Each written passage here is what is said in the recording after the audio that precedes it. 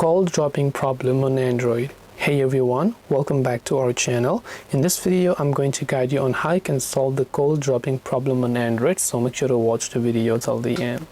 If you're not being able to place calls on Android and it says the call is constantly dropping, now an Android phone may drop calls when it becomes disconnected from the cellular network, and some possible causes are network issues. So if it is a network issue, you're in a place where the network tower is not reaching properly, that could be the issue.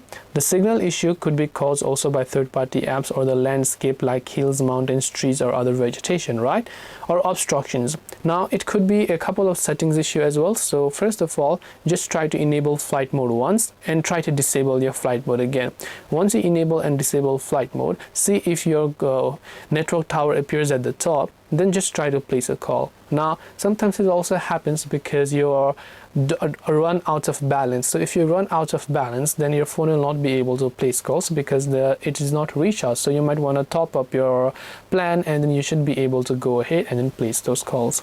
If it doesn't work, just try to also restart your device. So hope this video helped you. If you have got any questions, feel free to leave them down below. Thank you for watching till the end of this tutorial, and see you soon in the next video.